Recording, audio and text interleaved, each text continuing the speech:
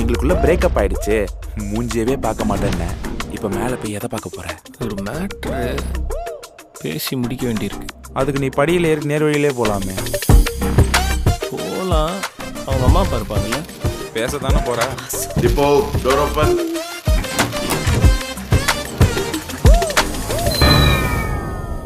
தாத்தா சர்ப்ரைஸ் சித்திக்கல. இப்ப தப்பா மாட்டினாதான் எனக்கே தெரிஞ்சது.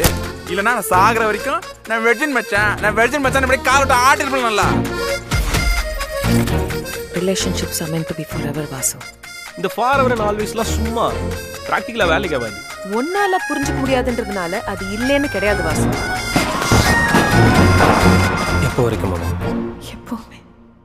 எப்பவுமே. என்னாச்சு? பாசிட்டிவ். மனு எப்படி மனு பாசிட்டிவ்? மனு எப்படி? எல்லாருக்கும் எப்படியும் அப்படிதான். மனு நான் தான் அன்னைக்கு இந்த மேஜிக் பலூன் போட்டிருந்தேன் மனு. நான் வாசே பலூன் கிலூன் போட்டாலும் அந்த பொண்ணு பிரெக்னென்ட் ஆகிறதுக்கு ஒரு 10 சான்ஸ் இருக்குது. என்ன யோசிச்சிருக்கு வாசு? வேண்டாம் மனு, அபார்ட் பண்ணிடலாம். அபாஷன் தானே, பப்பாயா சிசிமி சீடு இந்த மாதிரி நாட்டு ட்ரை பண்ணுவோம். இந்த சிச்சுவேஷனில் ஒன்றை விட்டால் எனக்கு வேற யாராலையும் ஹெல்ப் பண்ண முடியாது. எப்போ நடந்துச்சு? என்னது மச்சான்? அதான்டா மேட்ரு. அது எப்போ நடந்துச்சுன்னு அக்கா கேட்குறாங்க. போனத்தை வாங்கணும் பண்றோம். இனி அவ கைக்கு போன் போக கூடாது.